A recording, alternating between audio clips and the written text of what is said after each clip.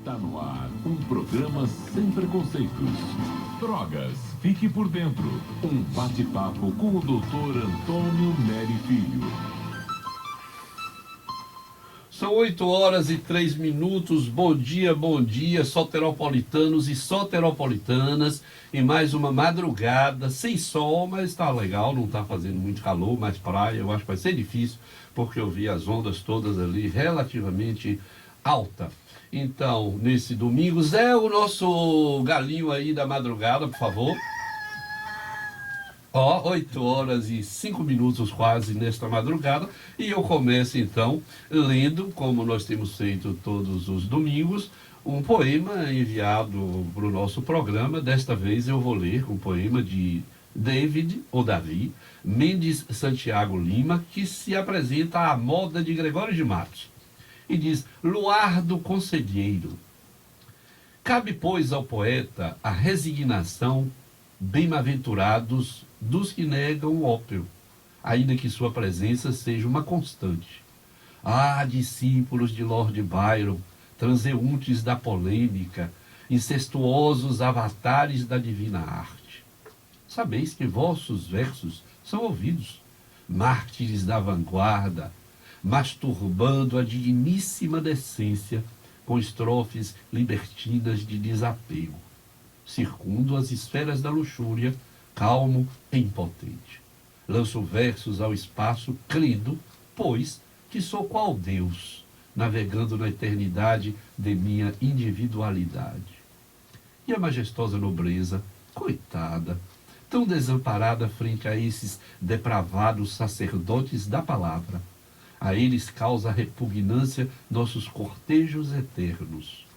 Dai-nos absinto, ayahuasca, encha-nos com o vinho orgásmico da psilocibina, pois somos nós os descendentes dos deuses e deusas dos nossos ancestrais. Mas hoje, frente ao caos, antes por nós profetizado, cabe-nos tão somente ao poeta a resignação. Essa foi a poesia de Luar Aidner Mendes Neves, mas que foi enviado, esta aqui é a correção, por Davi Mendes Santiago Lima, de modo que a autora é Luar Aidner Mendes Neves. E com esta poesia nós começamos nosso programa e eu digo bom dia, Patrícia. Bom dia, Nery. Bom dia aos papais, hoje é dia dos pais. Um bom dia especial a você que eu acompanho e sei que é um pai maravilhoso, presente na vida dos filhos. E como isso faz uma diferença enorme, eu que já não tenho mais presente meu pai, mas que é uma presença eterna dentro de mim. Legal. Então, obrigado. Eu vou aproveitar então para parabenizar meu filho, Marcos, que também é Marcos, parabenizar meu filho pelo seu filho e, portanto, parabenizar Zé Silva, que também está ali, que me diz que tem 4 filhos, e em nome de Marcos e Zé Silva eu parabenizo e desejo um dia bom. Não diria um dia feliz, porque a felicidade é complicada, mas um dia bom para todos os pais de nossa cidade e da nossa região. E hoje nós vamos conversar com um colega que eu conheço há muito tempo. Eu era mais jovem, ele é muito mais jovem do que eu. Eu era mais jovem quando o conheci, magrinho e muito assim, inquieto, uma voz forte, vocês conhecem bem. Eu digo inquieto física e espiritualmente. E eu conheci então Marcos Cândido nos primórdios do Projeto Axé.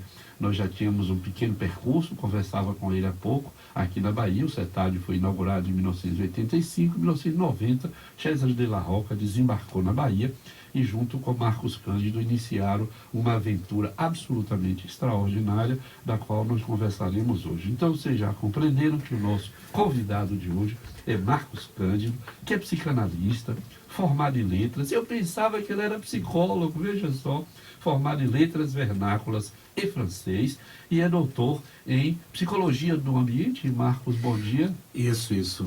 Eu não me arrisquei em inglês. Environmental Psychology. Environmental Psychology. Pois é, um negócio bonito aqui. Você trabalhou em Nova York muito tempo, não Eu foi? trabalhei em Nova York muito tempo. Na verdade, foi um percurso assim meio do acaso, as coisas que vão acontecendo. Os amigos da Universidade de Columbia e da Bank Street College, que é das faculdades de educação mais importantes dos Estados Unidos, eles estiveram aqui conhecendo o axé. E eles eram professores e conversando meio que junto com Gilberto de Menstein, na época, Sim. que é muito amigo também, nós conversando, eles disseram que eu tinha que aprender inglês porque eles achavam importante poder comunicar Sim. a experiência e aquilo que a gente estava vendo no axé. E daí eles se organizaram, me organizaram e de repente eu fui para os Estados Unidos inicialmente estudar inglês. Depois de uns 6 meses que eu estava estudando, eu já estava, eu penso já, quer dizer, eu já tinha sido avaliado, eu fui estudar na Colômbia, eu fiz o teste de proficiência e eu já estava bem com o inglês, por incrível que pareça. Aí eles falaram, agora que você está aqui, você podia fazer a application para o doutorado e fazer o doutorado. E aí eu fiz na Colômbia, no Teachers College, dentro da Colômbia, Faculdade de Educação, fiz no Departamento de Filosofia. E uma amiga que eu conheci lá, Michelle Fine, que era professora da CUNY, da City University of New York, é a universidade da cidade de Nova York, é uma universidade pública, ela disse, Marcos, eu acho que tem um lugar que vai ser perfeito para você. E aí ela me apresentou o programa dentro do departamento de psicologia, que era o Environmental Psychology, porque ela achava que eu não cabia num lugar que fosse muito isso ou muito aquilo. E aí acho que ela tinha razão, porque aí no Environmental Psychology, na verdade, é um programa interdisciplinar que tem ele é mais extenso um pouco do que os outros doutorados em termos de créditos, e a gente estuda arquitetura, urbanismo, política pública, psicologia, ciências sociais, e a gente tem que prestar exame e proficiência em 2 matérias, pelo menos, para poder fazer a graduação. E aí foi por aí que eu acabei chegando. E eu vou lhe confessar uma coisa que você não sabe. Quando me disseram que você estava indo para os Estados Unidos, eu botei a mão na cabeça. Eu disse, mas como? Ele não pode ir porque ele estava tão envolvido. Eu disse, mas Marcos não pode ir para os Estados Unidos porque nós estamos tão envolvidos aqui com o projeto Axé, com o trabalho, ele é peça fundamental. E terminou você indo embora. E eu acho que isso foi bom, porque isso lhe enriqueceu. E você hoje tem certamente um patrimônio para trabalhar muito maior do que o que teve antes. Mas eu também já anunciei que nós começamos no Axé. Né? E eu lhe perguntaria, seria para começar essa conversa, sobre o Axé e sobre os nossos filhos e filhas. Nós até, você, Patrícia, dava os parabéns a Marcos aí na entrada, dizemos, você não é pai de um filho só, nem 2, nem 3, mas no mínimo de 4.000 filhos por ano você tem essa paternidade, né, dividido com todo o grupo do Axé. Então eu fico curioso, como foi que a sua alma chegou até o projeto Axé e como é que tem sido hoje esse trabalho, nesse percurso de quase 25 anos, Marcos? Então, a minha chegada para Salvador, na verdade, tem uma coisa maluca aí, porque na verdade eu vim para Salvador porque eu queria ser santo. Como assim? Essa é boa. É verdade. Eu, aos 15 anos, conheci, na verdade, uma pessoa que foi muito importante na minha história, que era uma religiosa, uma freira Doroteia, e que entrou na minha vida porque eu morava numa comunidade assim, pobre, de classe trabalhadora, e a gente se conheceu. E ela era carioca, mas com uma formação teológica muito grande. Ela ela era doutora em teologia pela Sapiência de Roma, e aquilo foi me introduzindo nos caminhos do saber e do estudo via o próprio texto bíblico. Sim. E isso me marcou de forma profunda. E ali, aos 15 anos, eu comecei uma espécie de militância, de ativismo com outros jovens, sim, da mesma idade, inclusive com as crianças que eram aqueles que viviam no lixão, na favela do Janguru Sul, que era o que seria aqui em Salvador, Canabrava, antigamente. Então eu cheguei a Salvador para ser jesuíta e com uma alma muito imbuída desse desejo de ser santidade, que eu acho que depois acabei me reencontrando de alguma forma com essa lógica, pelo menos, no me tornar psicanalista, né? Como o Lacan diz, não se fazem... Os santos viram santos, não são santos, como também a gente não é psicanalista, a gente vira psicanalista. E eu fui me encontrando de novo com essa lógica e com essa coisa que eu acho que acabou, num determinado momento, partindo de um trabalho também nas favelas, nas comunidades. Eu fui morar nas comunidades aqui em Salvador, nas favelas, na periferia, e fazendo um contato com essa realidade. Isso antes do axé? Antes do axé. E o seu encontro com o César? Então, quando o César chegou aqui em Salvador, eu já o conhecia pelo nome que ele trazia, né? Porque ele, no Brasil, era uma pessoa que, quer dizer, é um dos nomes mais importantes, eu penso, para a história dos direitos da criança e do adolescente. Sim, eu também acho. Então, ele é o sujeito que leva em mãos e que garante uma mobilização nacional nos anos 80, que gera o artigo 228 da Constituição e depois toda a mobilização para a produção do Estatuto. Quando César chegou aqui, nós estávamos, na verdade, na cidade, nesse fervor civil da democracia renascente, e a gente estava criando o Fórum Estadual dos Direitos da Criança e do Adolescente. E eu era o secretário executivo do Fórum. E a gente se encontrou numa reunião do Fórum e a partir, por exemplo, daquilo que ele vinha propondo como sendo um novo jeito de pensar sobre a criança e o adolescente, sobre o atendimento, que tinha que ver com a luta que a gente fez nos anos 80 para mudar a lei, sair daquele código de menores horroroso, autoritário, para se chegar a um outro tipo de pensar, né, e de trabalhar com as crianças, né? Inclusive a partir de uma coisa que eu acho que é muito importante, difícil, eu acho ainda para a sociedade brasileira, de entender, assim, eu tenho tido oportunidade de viajar muito, trabalhar fora, na África, nos Estados Unidos, na Europa, e para eles isso é incompreensível, que a criança e o adolescente, mesmo para os países que já assinaram a Convenção Internacional dos Direitos da Criança, é incompreensível que a criança e o adolescente seja pensado como sujeito de direitos. Sim. Isso é uma coisa muito radical, porque isso coloca esse sujeito numa condição de poder falar em nome próprio, de poder fazer escolhas e de colocar em questão uma instituição milenar e tão sagrada quanto a família. Sim. Né? Ou propor para que ela seja pensada a partir de um outro referencial. Isso é interessante porque eu tinha visto o Cesare, eu gosto de dizer assim, exercitar o meu italiano, Cesare.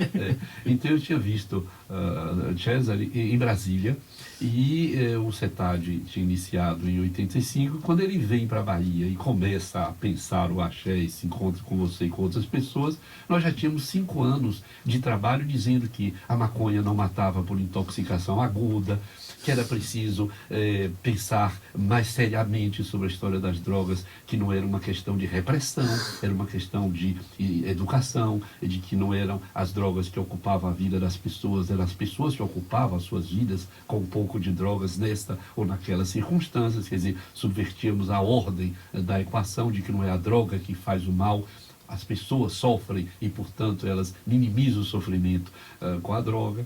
Eu já falava um pouco naquela época, e meus colegas, particularmente Luiz Alberto, quando estava chegando mais tarde da França, logo depois para trabalhar, nós dizíamos que nossos filhos e filhas não são marcianos, repetindo Oliver Stein, que veio nos visitar e nos ajudou então a fazer o CETAD. E aí César logo disse, precisamos conversar com as pessoas do axé sobre essa questão de drogas, de ir para a rua, e foi assim que nós nos demos as mãos, o CETAD e o axé, para trabalhar essa questão de álcool e outras drogas desde o início. Mas assim, eu queria que você voltasse um pouco. Como é que o axé foi constituído? Qual era a sua proposta inicial?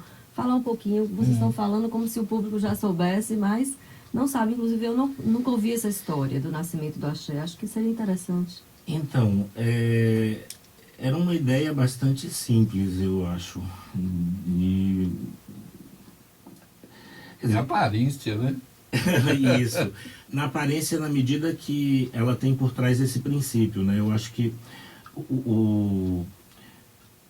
nesse momento, né, de... Que ano nasceu o axé? Em 1990, que foi o ano da aprovação do Estatuto da Criança e do Adolescente. Então, a ideia era justamente essa. A educação, por exemplo, dentre outras coisas, ela é um direito desse sujeito. Se ela não necessariamente é uma obrigação deste sujeito, né? Quer dizer, o Estado, a sociedade e a família são obrigados a prover, né, esse bem cultural para as crianças e para os adolescentes. A partir do dado simples, que era uma parte dessa população de crianças, adolescentes e jovens, elas não só não estavam na escola, mas elas tinham sido excluídas, elas tinham sido tiradas fora da escola, a gente entendia que a gente tinha que criar e ir ao encontro, criar uma pedagogia, criar um processo de trabalho onde a gente fosse ao encontro dessas crianças lá onde elas estão. E aí nasce o axé do trabalho de educação de rua, que é um trabalho de ir ao encontro dessas crianças e fazer da rua um espaço educativo. Né? Agora, queria voltar para aquilo que o Nery dizia, porque, por exemplo, nesse processo, entendendo que isso não era... Quer dizer, a ideia de base ela era muito simples, mas a execução disso é muito complexa. Ela é muito complexa porque ela implica numa mudança de mentalidade muito grande com relação ao entendimento do que é ensinar, do que é aprender, do que é ser educador, porque ele mexe numa coisa fundamental, que é a partir desse momento histórico em que a criança passa a ser um sujeito de direitos, mexe fundamentalmente no que se entende e no que se vive e no que se pratica numa relação adulto-criança, né? Já não podia ser mais daquele jeito, o adulto como o lugar único de saber, né? Isso muda completamente. E nesses caminhos, obviamente, que aí voltando para a coisa do Nery, o encontro com o CETAD, com o Nery, foi muito importante, porque para fazer esse trabalho com qualidade na rua, uma das coisas que o Axé entendeu desde o início era que tinha que investir de forma plena, exigente e continuada na formação dos seus educadores. Sim. Né? Isso não podia ser um trabalho baseado na boa intenção. Diz, né, já desde Dante, que a gente sabe, Dante Alighieri, que a gente sabe que o chão do inferno está pavimentado de gente de boa intenção. Então, esse não é um trabalho de boa intenção, esse é um trabalho técnico que implica uma mestria, que implica um saber, e um saber que parte do entendimento de que quem sabe, sobretudo, sobre si mesmo, é o outro. Exatamente. E a gente tem dito isto aqui, Marcos, sobretudo depois que eu comecei a trabalhar com a bioética, e que a gente tem um dos princípios da autonomia, que os médicos têm ainda horror, porque os pacientes perguntarem por quê? Por que este exame? Para quê? E que remédio é esse? Que mal ele me fará? Que bem ele me fará? Quer dizer, essa história de começar a saber que o Google vem hipertrofiar a um nível insuportável, porque as pessoas ficaram muito mais sabidas com as informações do Google, e é evidente que naquela época nós estávamos sim também já começando no caminho de empoderar usuários de drogas, que não conseguimos até hoje. Não há associações ainda, no meu entender, que possibilitem as associações aos usuários de drogas ocuparem o lugar que eles podem enquanto sujeitos de saber. Aquele que sabe por que usa, aquele que sabe o que usa e os efeitos que aquilo que ele usa lhe produz. Então, nesse sentido, nós também estávamos próximos. Mas eu vou fazer... Agora, Nery, foi muito importante, por exemplo, o encontro com você, porque assim, embora isso como princípio, né, e a gente veio de uma formação com Paulo Freire, com o que tinha de melhor, eu diria, na intelectualidade brasileira, do campo da educação, das ciências sociais, a gente trouxe e tem trazido ao longo dos anos para conversar com os nossos educadores. Mas, no campo, por exemplo, especialmente naquele momento que a gente estava conversando, dessa reflexão da relação do sujeito com as substâncias, foi muito importante o encontro com vocês. Porque, embora o que tem que ver com a apreensão desse princípio da criança e do adolescente como sujeito. Porque, embora isso aparecesse como princípio, entender que isso também era real e que precisava ser visto e entendido dessa forma, também no campo dessa relação da criança e do adolescente com a droga, isso é uma herança que você nos deixa. Eu acho que tarde. Todos nós. Você e toda a equipe que eu era apenas o mais velho e o carro-chefe, talvez. E isso foi muito importante, porque isso mudou muito, fez com que a gente tomasse algumas decisões sobre o encaminhamento do nosso trabalho como educadores de rua, indo para a rua escutar essas crianças, também com relação a essa relação deles com esse objeto. Eu sempre digo, onde ando, que trabalhar com os educadores a questão da droga foi fundamental, porque houve um momento em que, não sei sabe, talvez até hoje, os educadores tinham uma face, para usar uma expressão de Emmanuel Levinas, um filósofo da face, o filósofo que diz a importância do outro está em que eu me constituo na face do outro, né? E que Lacan vai trabalhar também por aí. Ora, a face dos educadores era uma face muito parecida com a face das crianças, então havia uma identidade de faces.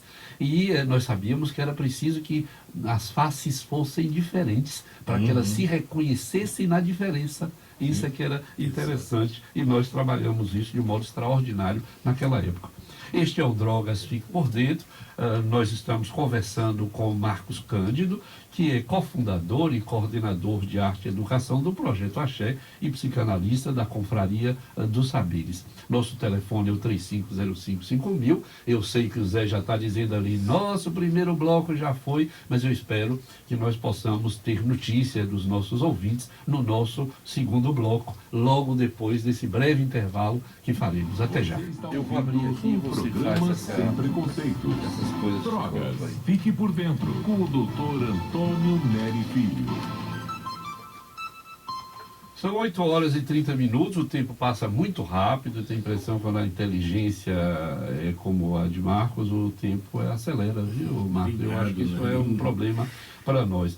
Então nós estamos conversando com Marcos Cândido, que é cofundador e coordenador de arte e educação do Projeto Axé e psicanalista da Confraria dos Saberes. E nós somos parceiros desde 1990 e Patrícia conversava aqui no intervalo sobre que cidade é essa hoje que nós temos e interrogava Marcos sobre esses 25 anos, o que mudou, né, Patrícia? Isso, a rua está diferente, né? O que aconteceu assim de bom e também que nova configuração é essa que temos. A gente tinha as crianças, porque eu também trabalhei no consultório de rua lá atrás, já no início de 2000, mas a gente ia a locais de concentração de crianças e adolescentes e hoje a gente não vê tão claramente essa grande concentração. Então, nesses 25 anos aí de Axé, qual é a sua avaliação em relação à rua, a como as crianças circulam nesses espaços, crianças e adolescentes, o papel do tráfico, inclusive, na relação com essas crianças?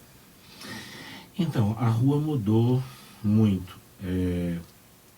A gente conversava aqui antes, eu dizia, nos anos 90, no começo dos anos 90, Salvador tinha basicamente uma área da cidade que era considerada centro. Haviam algumas áreas, como por exemplo o Iguatemi rodoviária, que já anunciavam uma espécie de funcionamento como o que a gente percebe atualmente, né? Porque ali já começava a se constituir num centro e, na verdade, a rodoviária e aquela área externa da região do Iguatemi, ela passava a ser o playing ground das crianças e dos adolescentes que ficavam, que moravam na Saramandaia, na parte mais miserável de Pernambués. Então, hoje, o que existe é uma cidade com muitos centros e a rua não é mais simplesmente a rua do chamado centro da cidade. A mobilidade dos meninos na cidade ela aumentou muito em função dos próprios mecanismos que se criaram, eu diria, alguns até talvez, aliás, se a gente pensar em termos Foucaultianos, né, em termos do que Foucault chama de ação do poder, ela é sempre positiva, então não dá para falar de negatividade, porque ela é sempre produtiva.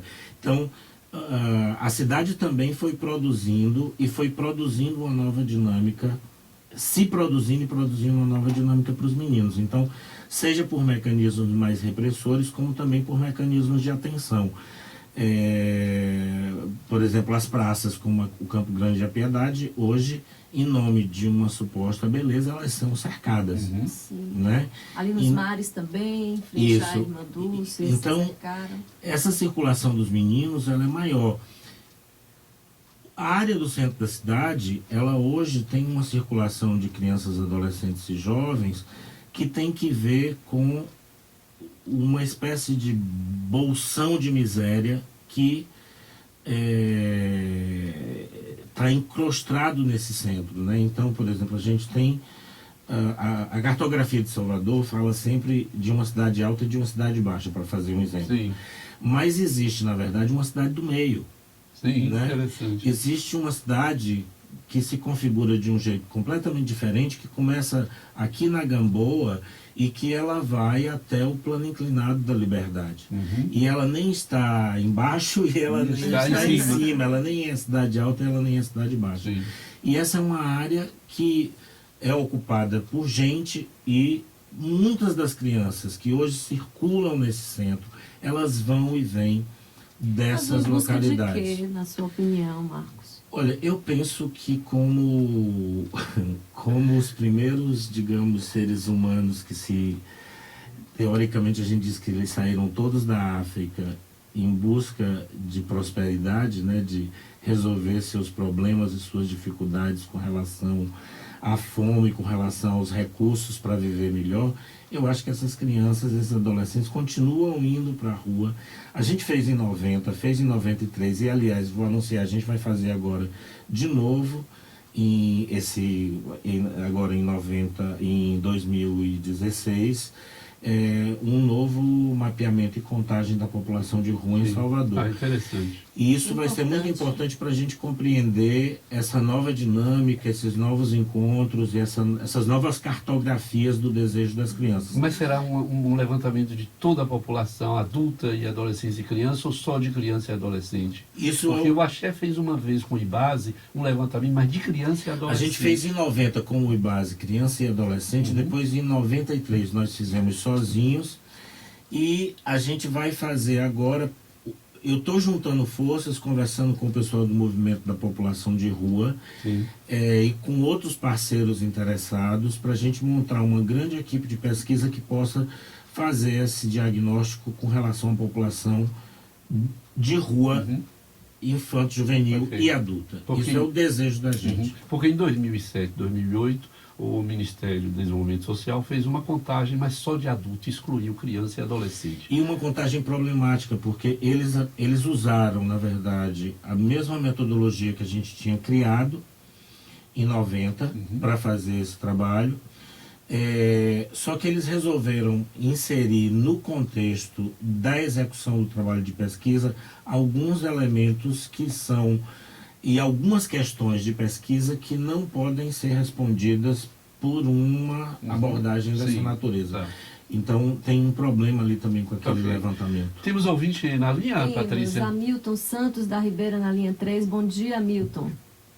Bom dia a todos da bancada. Olá.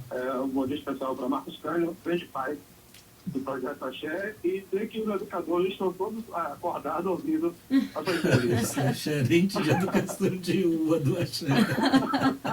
Que bom que ele ligou. Mas é sério mesmo, a gente tem que estar nessa luta aí, não só para essa sensação de risco, e também com a população de rua, né? Muito com o movimento, com o abraço, o pessoal do CAPS lá do Pegou de Matos, ao APO, Marcela. É uma grande batalha, né? E parabenizar a Marco por todo esse trabalho. Eu sei que é um trabalho árduo, difícil, e sei os perrengues que nós passamos. Ok? Legal. Obrigado, Hamilton. Obrigado por sua participação. O pessoal, educador de rua, tem que estar todo mundo acordado de madrugada do domingo. O chefe daqui falando, eu não tenho sua moral, não. Os meus são setagem. Ninguém acorda antes das 6 horas, de modo que eu acho que ninguém nunca ouviu do setagem no nosso programa. Gravar, mas é isso, ouve gravado, ouve depois. Mas eu vou anunciar o nosso telefone, 35055000, 35055000. Nós estamos conversando com Marcos Cândido, que é o coordenador de arte e educação do Projeto Axé e é psicanalista da Confraria dos Saberes. Mas você estava... A gente estava falando da rua, das novas configurações, e você estava fazendo um pouco dessa avaliação dos 25 anos, né? Como é que você percebe hoje as potencialidades da rua e os limites também da rua e do nosso trabalho? Porque é um trabalho árduo, é um trabalho que exige muito do profissional, porque muitas vezes as portas todas se fecham, né? As portas das unidades de saúde, as portas, inclusive, da assistência social, e a gente fica assim, batendo em várias portas, buscando uma saída. A gente encontra, mas com muita persistência e muito sofrimento também nesse processo, não é? O trabalho é complicado. Agora, eu digo sempre pro meu povo, a Milton ligou aí, disse que o pessoal está acordado escutando, e eles escutam, eu dizer para eles, e eu digo em outros lugares também, é o seguinte, que eu acho que a gente que vai trabalhar na rua tem que ter uma certa tendência à delinquência, para poder existir, para poder, inclusive, entender o que está acontecendo ali, né? Quer dizer, a rua é um lugar complicado, mas ele também é um lugar muito belo, no sentido de que a gente também presencia um tipo de humanidade dessas pessoas, dessas crianças, da população também adulta, que a gente não está acostumado a ver em outros lugares, né? Então, os momentos também de solidariedade, de criatividade, o modo como essas pessoas conseguem inventar a vida, é uma coisa também muito emocionante, muito apaixonante. O Marcos, você se lembra, logo naqueles primórdios, eu falava da telescopagem, como se esses nossos filhos e filhas na rua, eles estivessem fechados. Você via um telescópio mais curto, mas quando a gente oferecia a possibilidade, tipo aqueles binóculos, que não é binóculo, é monóculo de pirata, que quando você puxa ele cresce muito e aparece o meio. E eu me lembro de uma vez, numa festa de fim de ano, nós levamos uns bolos e uma mesa, e levamos uns panos, levamos coisas para os meninos para fazer uma festa. E eu fiquei surpreso como os duros se transformaram em pessoas absolutamente cordiais, viáveis. Alguns choravam porque tinha um bolo para comer. Quer dizer, aquilo estava lá. Quer dizer, aquela dureza era uma dureza protetora, era uma dureza encobridora. Mas eu acho, Patrícia, que nós temos dois ouvintes na linha. Dois ouvintes, você convocou e eles estão ligando. Luciene, do STEP, na linha 3. Bom dia, Luciene. Bom dia. Olá. Tudo bem? Tudo bem. Quem está falando? Nery, Patrícia e Marcos Cândido, que é o mais importante aqui hoje, Luciene. Exato, e interessante. Eu queria parabenizar, né, pelos Dias dos Pais, e eu achei muito interessante quando o Marcos falou assim que ele queria ser santo, não é? Uhum. E aí eu quero falar aqui de um texto do Evangelho que diz o seguinte: todos aqueles que deixarem seus pais, seus filhos, ganharão o reino dos céus. Isso é tão simples, vocês percebendo aqui, que é o que vocês estão fazendo. Então nós seríamos todos santos, Luciene? Ai, que coisa boa! Porque vocês... Eu já me chamo Antônio, Santo Antônio, mais um. Um trabalho maravilhoso. Obrigado. Vendo aqui, assim, eu, por uma indicação de uma amiga minha, que me deu esse toque maravilhoso, eu comecei a assistir. Aí eu assisto todos os dias. Muito obrigado. Interessante. Parabéns. Obrigado. Eu acho que esse trabalho deveria ser conhecido por todas as pessoas que estivessem a fim de construir este mundo melhor aí. Parabéns. Obrigado. Se você escrever poesia, manda para o nosso blog ou manda para o nosso e-mail, que é drogasfiquepordentro@gmail.com. Todos os poetas e os não poetas, os que quiserem nos mandar alguma coisa, nos mande para esse e-mail e nós vamos ler aqui no começo de cada programa. Mas nós temos outro ouvinte. Isso, Raimundo de Itapuã, na linha 2. Bom dia, Raimundo. Bom dia, doutor Nery. Bom dia a todos da bancada. Um feliz Dia dos Pais. Obrigado. E para todos e todas. Mas quem ganha aqui é Marcos, que tem 4.000 filhos. Eu só tenho 3.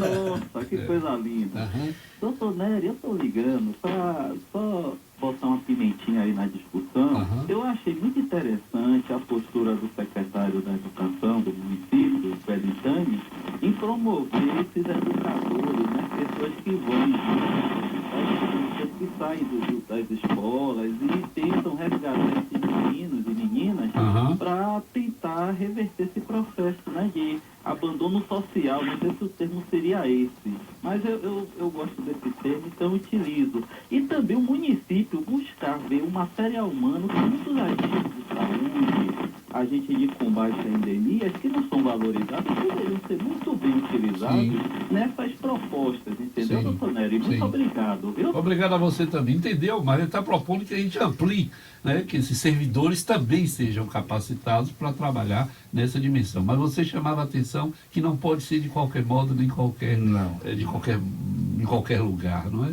Não, isso é um trabalho que exige, como a gente estava falando mais cedo, uma formação, né? Uma formação contínua, permanente. Quer dizer, essas pessoas a gente precisa ter, quer dizer, não é essas pessoas, eu faço parte disso, então a gente precisa ter um trabalho permanente de análise da prática, a gente precisa ter ferramentas claras de reflexão que possam permitir que a gente vá entendendo e que a gente vá podendo fazer isso que Nery estava falando antes, nessa coisa de abrir o telescópio, de tornar o olhar da gente diferente e poder também, com aquilo que a gente apresenta, porque eu acho que a grande função da gente que trabalha na rua, quer dizer, educar na rua ou fazer qualquer intervenção na rua, eu acho que ela só é possível se a gente entender que o trabalho não termina ali. Sim. Né? O que eu digo, o trabalho que a gente faz enquanto axé, quando a gente vai para a rua, é um trabalho de botar angústia na vida desse sujeito. Sim. Porque, ao contrário do que parece, né, embora tenha muito sofrimento na experiência de muitas dessas pessoas que estão na rua, não necessariamente tem angústia. Sim. Não necessariamente essas pessoas se incomodam ou estão incomodadas com aquilo que elas estão ali vivendo e experimentando. Então, o trabalho da gente é ir ali, colocar angústia, fazer com que eles possam perceber nesse sofrimento algo que os incomode, algo que faça com que eles encontrem ou comecem a pensar que em outro lugar ou a outro lugar eles podem dirigir o desejo deles. E que possam se interrogar, não é? Isso. Quer dizer, eu entendo isso que você está trazendo como levar, eu diria, entre aspas, essa angústia, ajudar essas pessoas, eu vou usar essa expressão, a se interrogarem. Isso. Sou eu onde estou fazendo. A gente tem falado muito no ponto de cidadania dessa possibilidade de desenvolver o cuidado de si, porque eu acho que você está falando que até como uma forma de proteção as pessoas vão vivendo a vida o tempo todo no eterno presente e perdem inclusive a capacidade que elas têm de sobrevivência é enorme, mas assim, a sobrevivência é mais do que esse eterno presente, é você poder sonhar, é você se questionar sobre outras possibilidades e para isso você precisa acreditar na sua capacidade de trilhar outros caminhos. E eu acho que quando o educador do axé ou o técnico do ponto de cidadania, do Corra para o Abraço, quando a gente se aproxima e acredita nesse sujeito, com esse olhar, né, de que esse outro é importante para mim, aí eu acho que a gente vai abrindo caminhos e possibilidades de vida. Temos um ouvinte que é Clécia, do Imbuí, na linha 3. Bom dia, Clécia. Bom dia. Olá. Eu gostaria de saber qual é a diferença que tem da cidade baixa para a cidade alta e essa cidade do meio. Qual a diferença dessa cidade do meio para essa cidade do meio? Eu fui mexer nisso, hein? Olha aí o que você queria. Todo mundo sabe que tira alta e baixa, você veio dizer que tem uma no meio. Nós vamos ter que trabalhar com o nível do meio. É isso aí. Foi interessante. Veja, Clécia, essa cidade...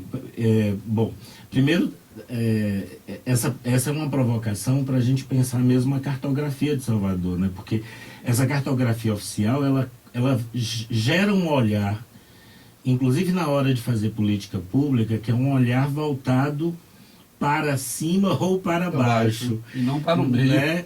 E esse olhar é um olhar complicado, porque, assim, por exemplo, o Pelourinho está ali em cima, e aí tudo que é benefício, tudo que é beleza, tudo que é recurso, fica voltado para se garantir um lugar de beleza e um lugar de vida e um lugar de abundância, digamos assim, ali naquela parte de cima. Só que quem justamente também se dirige para esta abundância são essas pessoas que ficam aí no meio. Sim. E são essas pessoas que ficam aí no meio que muitas vezes são vítimas dessa abundância e são vítimas dos mecanismos, inclusive políticos, que são criados para se manter essa abundância num único lugar. Sim. Entendeu? Sim. Então, é preciso, de fato, e também do ponto de vista geográfico, material, tem uma população da cidade de Salvador, tem pessoas, tem gente que vive e não vive nem na Cidade Baixa, nem na cidade cidade alta. Eles estão... E eu até lhe provocaria dizendo assim, às vezes eu acho que eles descem também para a Cidade Baixa, né? Quando a gente vê, por exemplo, o que está aqui na Praça das Mãos, ou no Pela Porco, que é o lugar favorito hoje de Patrícia trabalhar com o seu ponto de cidadania. Quer dizer, estamos na Cidade Baixa. Quer dizer, há mesmo uma transição. E eu estava pensando aqui que entre o mar e o rochedo, né, quem fica ali é o pobre do caranguejo. Quer dizer, e é o meio, é o sanduíche. Quer dizer, você nos traz a ideia de que essas pessoas podem ser vistas lá em cima ou cá embaixo, mas onde elas estão? Elas não estão nem naquele lugar, nem neste. Elas estão num terceiro lugar que raramente eu tenho ouvido elas não alguém podem estar, falar. nossa cidade ela é bem dividida nesse sentido. Uma coisa que me chamou a atenção, não sei se você já viu, quando a gente sobe ali o Vale do Canela, embaixo dos viadutos, que é onde a população de rua acaba se protegendo da chuva, eles colocaram um cactus. Cactus. Cactus. Eu não sei se você Para viu as isso, eu pessoas fiquei não revoltado ficarem com aquilo. ali naquela área, quer dizer, a forma de expulsão o tempo todo, né? Agora, expulsão para onde? Qual é então o lugar? Tem lugares da cidade que aquelas pessoas não podem ficar nem para se abrigar da chuva. Essa de alguma forma é até uma tradição mais geral, né? As pessoas mais miseráveis, mais pobres e de maior vulnerabilidade, em geral elas constroem a sua vida e suas casas nas encostas. Elas não são aquelas. Quem pode fica bem seguro lá em cima ou fica bem seguro lá embaixo, e são justamente essas áreas de maior risco, até do ponto de vista material, do funcionamento topográfico, né? Que são ocupadas por aqueles que depois não encontraram nem mais espaço nem em cima, nem encontraram espaço embaixo, e elas vão se situando nessas encostas. E é inclusive isso que a gente vê, quer dizer, as pessoas que morreram mais recentemente nos desabamentos da cidade como um todo, mas falando especificamente dessa parte da cidade onde a cartografia se organiza em cidade alta e em cidade baixa, foram justamente as pessoas que estavam ali na cidade do meio. Agora, Marcos, eu acho que Patrícia traz uma coisa que tem nos doído na alma. Nós estamos falando do Vale do Canela, de uma área federal, da Universidade Federal da Bahia. Nós temos lá aqueles dois vãos embaixo daquelas duas pontes, onde algumas pessoas se abrigam. E eu imagino que umas vão e outras voltam. Em lugar de nós nos aproximarmos, e nós aqui no genérico mesmo, e no real de nós do CETAD, nós do Axé, nós da Secretaria de Ação Social, em lugar de nos aproximarmos deste lugar e perguntar a essa pessoa, quem é você, o que você está fazendo aqui, quanto tempo você está aqui, há alguma possibilidade para você, nós plantamos cactos. Quer dizer, colocar areia branca e encheram de cactos. Felizmente, um dos vãos é ocupado por alguém inteligente que tirou os cactos de baixo e deixou os cactos à frente. E eu disse, olha, no sentido de se proteger até. Mas eu acho que é o ato, Marcos, de em lugar de se dirigir ao humano que está embaixo de um de uma ponte, nós plantamos cactos para que essas pessoas não cheguem até lá. Desumano. É este ato que eu acho Muito que nós desumano. precisamos e temos falado muito no CETAD, e cada vez que a gente passa por ali, a gente tem pensado muito em fazer uma noitada de arrancamento de cactos, que é certamente um ato de desobediência civil. Alguns dirão, mas ficou mais bonito, mas ficou menos humano, porque eu não conheço humano nos seus faquis que possam gostar de entrar na sua casa passando por cima de cactos. E é muito se claro ferindo. do sentido Quer dizer, eu dessa acho que isso ação. é o ato, é o fato de colocar cactos para tirar pessoas do único lugar que eles encontraram nesta cidade para se proteger. Mas temos mais ouvintes? Temos mais um ouvinte, Plínio da Ribeira, na linha 2. Bom dia, Plínio. Caiu. Plínio a caiu. Liga de ligação. novo, Plínio. O que você acha disso, Marcos? Esse ato simbólico de plantar cactos embaixo de um viaduto, em pleno Vale do Canela, em pleno coração da universidade. Olha, eu fui estudar em Nova York e eu estava dizendo, né, eu fui estudar isso que se chama de psicologia do ambiente ou psicologia do espaço. Tem um princípio básico nessa história toda que é o seguinte: as pessoas, né, que criaram essa área de conhecimento, esse enfoque, elas falam de uma coisa que é muito simples, assim.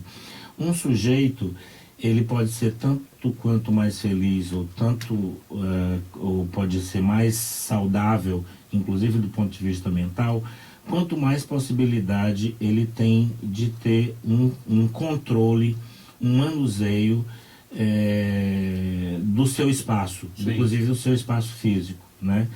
Então, o espaço, seja ele qual for, seja nos lugares onde a gente atende as crianças, o espaço da escola, o espaço da cidade como um todo, ele é um espaço que as intervenções que são feitas neles, eles determinam o tipo de sujeito que vai estar ali. Então, por exemplo, eu acho que toda intervenção, mesmo aquilo que a gente falava mais antes, que falava um pouco antes, na direção daquilo que você está dando como exemplo agora dos cactos, que é, ainda que em nome de uma suposta beleza, cercar as praças de uma cidade, tornar esses espaços quase que semi-privados, Sim. em nome de uma espécie de necessidade de cuidado e de proteção, é uma forma de descuidar e de agredir aqueles que, na verdade, estão sem cuidado algum, que são justamente essas pessoas que ocupam as ruas das cidades. E nesse sentido, Marcos, eu tenho visto em todas as ruas que passam na Bahia, sobretudo nas mais ricas, as pessoas colocando grades. Quer dizer, e ninguém pensa nisso. A conversa, certamente, no condomínio é: nós precisamos nos proteger. As pessoas não pensam o que é isto. Quer dizer, eu acho que nós estamos precisando levar angústia aos condomínios. Não há proteção nessa perspectiva. Não, é evidente que não é. Evidente. Então nós estamos precisando, para usar isso que você nos trouxe, Marcos, é dizer, nós estamos precisando levar angústia aos condomínios, precisamos levar angústia às pessoas para dizer assim: olha, você está com isso aí, mas o que é isto mesmo? De que proteção você está falando? Não é? Ali no comércio, do lado a gente tem o espaço centro de formação e algumas atividades lá no edifício Suerdic. O prédio logo do lado, ele tem um canteiro para plantas, e ele tem um peitoril, né, baixinho, que seria um lugar agradável para sentar. Sim. Quando você pode parar na rua, Sim. para qualquer pessoa. Sim. Eles colocaram ali uns negócios de ferro que impede que qualquer pessoa possa se sentar ali. Quer dizer, Simples assim. aqui não é o lugar Então, para sentar. A gente Aquilo precisa tanto foi pensado incentivar a para convivência isso. entre as pessoas, porque é isso que traz humanidade, nos torna mais humanos. A gente vai criando estratégias justamente de afastamento, Isso. né, de isolamento, de individualismo, de você se proteger o seu, né? Cada um vive o seu mundo e se protegendo ao máximo possível, mas na verdade a gente fica cada vez mais desprotegido e desamparado. Marcos, foi ótimo. Eu vou sair daqui, cada domingo eu saio com alguma coisa me incomodando. hoje é a angústia. Eu já sou angustiado pela própria natureza. Eu vou sair daqui com essa ideia que você nos trouxe, que precisamos levar a angústia às nossas pessoas de rua, como precisamos levar a angústia para a nossa casa, para a nossa mesa, para os nossos, talvez os pais todos se entenderam o que nós estamos dizendo aqui, levar a angústia para a conversa hoje no Dia dos Pais, mas não é uma angústia mortal, é uma angústia criadora, transformadora, que põe as pessoas diante daquilo que aparentemente não existe, mas que ou as coisas estão em torno de nós o tempo todo, que é nos perguntar o que é isso, que parapeito é esse, né? que cidade a gente quer, que lugar eu quero morar. Quer dizer, e não pensar exatamente que isso tem que cair no céu, ou que um prefeito, por melhor que seja, fará a cidade ser transformada. Eu acho que cada um de nós tem, no alto da sua angústia, se perguntar o que eu estou fazendo, o que é isto, por que eu deixei de fazer, né? Que cactus é esse que estão plantando na minha porta? Porque às vezes não é um cactus, mas é uma grade, como se aquela grade fosse protetora. Preciso que a gente se transforme primeiro enquanto sociedade. E para isso é preciso que a gente fale, retome, converse de novo. E nesse sentido, Marcos, eu queria lhe agradecer enormemente ter vindo conversar conosco. Eu lhe trazendo para cá, lamentava que ter lhe visto pouco. Eu agora estou envelhecendo, eu vou fazer 71 anos este mês e eu quero parabéns, você já sabe, vai ter de parabéns, Patrícia. E eu tenho... Dia 22, eu tenho me dado conta de que eu estou querendo voltar às pessoas com quem eu vivi e convivi e que me afastei pela vida, ou a vida me afastou dessas pessoas. Então é por velhice, mas é também pelo prazer de ouvir pessoas como você, que estão aí refletindo e nos provocando e trazendo a angústia que nos faz funcionar e que nos faz viver. E eu queria então por isso lhe agradecer e por seu intermédio mandar um grande abraço, um grande e afetuoso abraço a César e a todos os que fazem essa instituição extraordinária que é o Projeto Axé. Okay? Bom, eu agradeço estar aqui. Você sabe que eu acho que você já conhece essa história, quando o César colocou o nome do Projeto Axé de Axé, né? Quer dizer, Axé quer dizer energia criadora, energia que permite o vir a ser das coisas, né?